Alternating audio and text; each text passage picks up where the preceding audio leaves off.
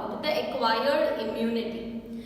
We said that we have two types of immunity, one which we get since our birth and that is with us throughout our lifetime was the innate immunity. But the another type of immunity which we develop by ourselves is known as the acquired immunity. The acquired immunity is very much important because it has a character of memory. And here a character of memory means it can not only protect from any bacterial or viral infection but also it will be remembering the pathogen if it has previously entered in your body and it will counterattack more effectively. So that was the prime purpose or the prime function of the acquired immunity. Now we are going to talk about the components of the acquired immunity. The acquired immunity is mainly including two types of immunities, and that is the first one known as humoral immunity. The first one is known as humoral immunity, which is the antibody mediated immune system. So there are two main components of acquired immunity. पहला जो component है वो है humoral immunity और दूसरा जो component है वो है सेल्यूलर इम्यूनिटी, जिसे सेल मेडिएटेड इम्यून सिस्टम कहा जाता है. तो आज हम पहले बात करते हैं अबाउट ह्यूमोरल इम्यूनिटी. अब कब हम ह्यूमोरल इम्यूनिटी कहेंगे, right? Now humoral immunity it consist of the antibodies. What does it consist of? So we will mention that it consist of antibody. What are these antibodies?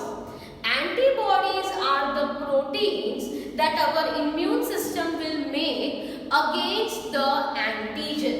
So antibodies are the proteins produced against the foreign antigen. बाहर से enter होने वाला कोई भी bacteria, कोई भी pathogen जो है उसके सरफेस पे, उनके सेल्स के सरफेस पे एंटीजन्स होते हैं और इन्हीं एंटीजन के अगेंस्ट में हमारी बॉडी प्रोड्यूस करती है स्पेशल प्रोटीन्स और उन प्रोटीन्स को हम क्या कहते हैं? एंटीबॉडीज कहते हैं. ये एंटीबॉडी बनाता कौन है? तो ये एंटीबॉडी बनाते हैं लिम्फोसाइट्स एंड मेनली उनमें भी क्या आएगा? B lymphocytes. So it antibody production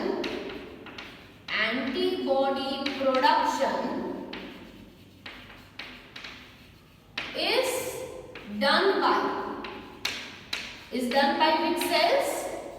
B cells. Antibody production कौन करता है? बी लिम्फोसाइट्स करते हैं और जो टी लिम्फोसाइट्स हैं, T cells, they help the B cells to form antibody. ये बहुत ही इंपॉर्टेंट है. एंटीबॉडी का प्रोडक्शन जो होता है वो कौन करता है? बी लिम्फोसाइट्स करते हैं. पर ये एंटीबॉडी प्रोडक्शन में जो हेल्प करते हैं वो होते हैं टी लिम्फोसाइट्स.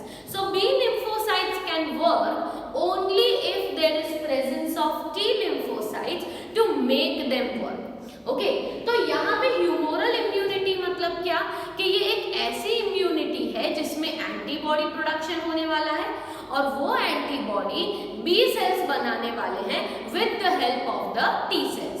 तो यहाँ पे तीन कंपोनेंट हो जाएंगे, एक है बी सेल्स, एक है टी सेल्स और एक है एंटीबॉडी. अब जब हम इन सेल्स की बात कर रहे हैं तो इंपॉर्टेंटली ये याद रखना है कि ये जो बी सेल्स होते हैं, B lymphocytes, these are mainly of two types. B lymphocytes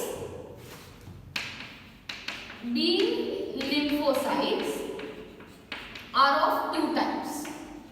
एक होते हैं प्लाज्मा सेल्स जिन्हें कहा जाता है इफेक्टर सेल.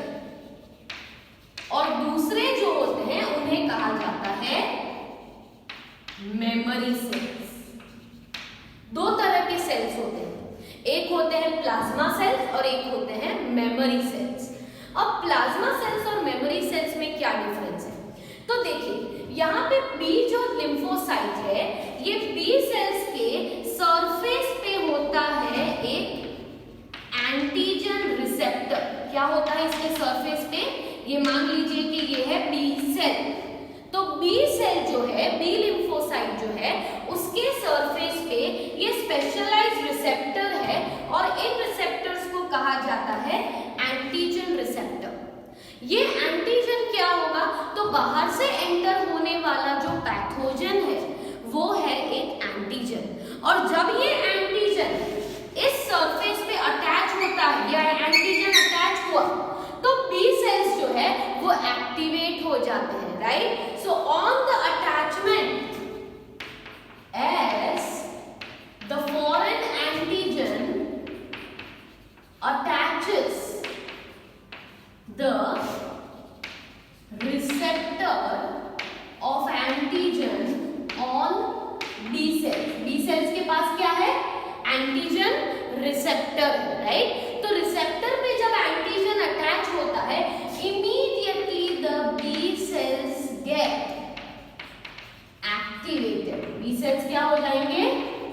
एक्टिवेट हो जाएंगे। बी सेल्स एक्टिवेट हो जाएंगे और ये प्रोलिफरेट करके दो तरह के सेल्स बनाएंगे, प्लाज्मा सेल्स और मेमोरी सेल्स, राइट? ये दोनों सेल्स कब बनते हैं? इनिशियली बी सेल्स ही होते हैं, पर फिर क्या होता है कि जैसे बी सेल के सरफेस पे एंटीजन अटैच हुआ, immediately B cells will grow, will differentiate and divide into two types of cells, plasma cells and memory cells. तो यहाँ पे प्लाज्मा सेल्स क्या करते हैं? प्लाज्मा सेल्स जो है, these are clones of B cell. क्या है ये? क्लोन्स है। इसीलिए प्लाज्मा सेल्स शॉर्ट लिव्ड होते हैं, but they produce large amount of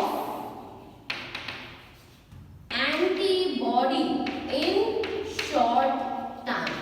थोड़े से ही समय में प्लाज्मा सेल्स जो है, जो बी सेल्स में से ही बने हैं और बी सेल्स की तरह ही है, ये प्लाज्मा सेल्स बहुत सारे एंटीबॉडी प्रोडक्शन कर लेते हैं in a short time interval, right? ये शॉर्ट लिव्ड होते हैं, थोड़े ही दिन के लिए होंगे, राइट? जैसे कोई अटैक हुआ बॉडी में, कोई पैथोजन एंटर हुआ, तो प्लाज्मा सेल्स ने बहुत सारे एंटीबॉडीज बना दिए और उसके बाद प्लाज्मा सेल्स का काम खत्म हो जाता है। पर जो मेमोरी सेल्स होते हैं वो लॉन्ग लिव्ड होते हैं। मेमोरी सेल्स लॉन्ग लिव्ड होते हैं and they will keep a record of the pathogen which has entered previously. तो ये record रखते हैं, right? Record the previous attack with same antigen. मतलब ये जो है वो सेफ्टी और सिक्योरिटी वाले सेल्स हैं। ये सेल्स याद रखेंगे कि क्या ये पैथोजन पहले आ चुका है या नहीं। तो मेमोरी की जो कैरेक्टरिस्टिक्स होती है वो होती है मेमोरी बी सेल्स के पास। मतलब बी सेल्स पे एंटीजन अटैच होने से दो तरह के सेल बने, प्लाज्मा सेल और मेमोरी सेल। प्लाज्मा सेल्स जो है वो क्लोन की तरह काम करेंगे, बी सेल की तरह ही काम करेंगे and they will immediately begin the production of the mass of antibody in a short time. And the memory B cells will be keeping a record of the counter attack of the same pathogen if it will occur for the second time. So that is all importantly what we have discussed about the humoral immunity, right? Humoral immunity को क्या कहा गया है? Antibody mediated immune system. अब हम जो second के बारे में बात करने वाले हैं, that is the cell mediated immune system. Cell mediated immune system. अब सेल मेडिएटेड इम्यून सिस्टम जो है, जिसे हम कहते हैं सेल्यूलर इम्यूनिटी, क्या कहेंगे हम इसे? सेल्यूलर इम्यूनिटी कहेंगे। तो सेल्यूलर इम्यूनिटी जो है उनमें भी सेल्स ही इन्वॉल्व होने वाले हैं, मेनली बी सेल्स और T cells. But cellular immunity में सबसे इंपॉर्टेंट जो रोल प्ले करता है वो है टी सेल्स। टी सेल्स मतलब टी लिम्फोसाइट्स, और ये टी लिम्फोसाइट्स का मैच्योरेशन कहाँ पे होता है? Maturation in the thymus. Where do they mature? Thymus. याद रखना, फॉर्मेशन जो होता है वो बोन मैरो में होता है, पर मैच्योरेशन कहाँ पे होता है? थाइमस में।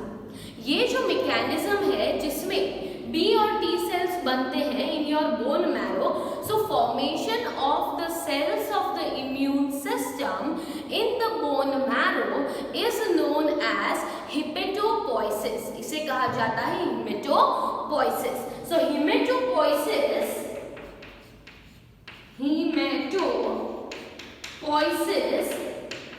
is the formation of these blood cells in the bone marrow. Bone marrow के अंदर अलग अलग तरह के ब्लड सेल का जो फॉर्मेशन हो रहा है, इस फॉर्मेशन को क्या कहा जाता है?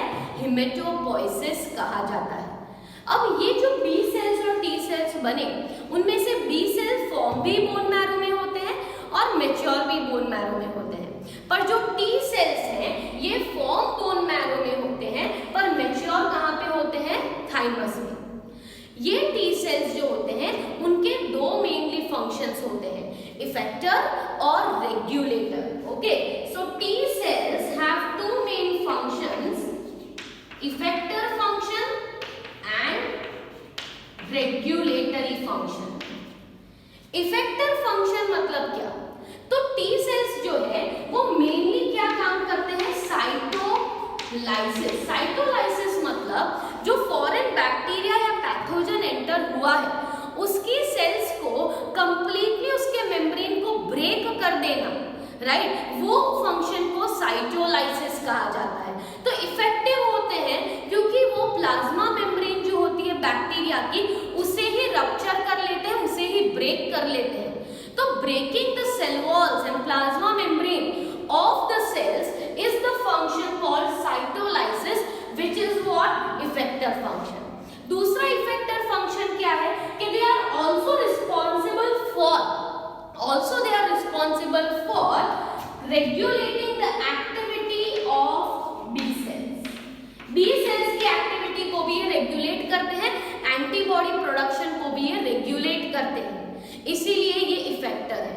रेगुलेटर मतलब सप्रेसिंग और एक्टिवेटिंग अदर लिम्फोसाइट्स। दूसरे लिम्फोसाइट की एक्शन को रेगुलेट करना वो भी टी सेल का काम है, इसीलिए मतलब दूसरे लिम्फोसाइट मतलब बी सेल्स हैं या तो नेचुरल किलर सेल्स हैं, इन दोनों के काम को भी रेगुलेट करना वो भी फंक्शन किसका है? टी सेल का। इसीलिए टी सेल्स जो है वो इफेक्टर भी होते हैं और रेगुलेटरी भी होते हैं। ये टी सेल्स मेनली 4 टाइप्स के होते हैं। एक होते हैं टी हेल्पर सेल्स, राइट, इसलिए TH सेल्स लिखा है। दूसरा होता है TC सेल्स मतलब cytotoxic T cells, memory T sales, और फोर्थ होते हैं सप्रेसर टी सेल्स। 4 तरह के टी सेल्स होते हैं, समझिए। There are 4 types of T cells, T helper cells, cytotoxic T cells, memory T cells and suppressor T cells. ये 4 किसके टाइप्स हैं? They are the types of the T cells. अब ये जो टी हेल्पर सेल्स हैं वो help करते हैं बी सेल्स को to make the antibody. Antibody बनाने में जो हेल्प करते हैं वो हो गए T helper cells. Cytotoxic T cells जो होते हैं वो क्या करते हैं कि वो एक स्पेसिफिक प्रोटीन रिलीज करते हैं जिसे कहा जाता है परफोरिन। परफोरिन प्रोटीन जो बैक्टीरिया या एंटीजन है उसके सरफेस पे पोर्स बना देते हैं, और पोर्स बना देने की वजह से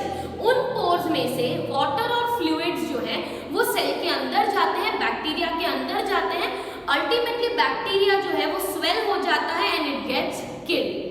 तो साइटोटॉक्सिक टी सेल्स जो है they make a special protein which is called perforin, और परफोरिन की मदद से वो उनके सरफेस पे पोर्स बना देते हैं जहां से पानी अंदर एंटर होता है और पूरा सेल स्वेल होके बर्स्ट होके डिसॉल्व हो जाता है। तो cytotoxic T cells are mainly effective against bacteria, viruses और any pathogen. Memory T cells will be taking an account of memorizing the pathogen if it has entered for the second time.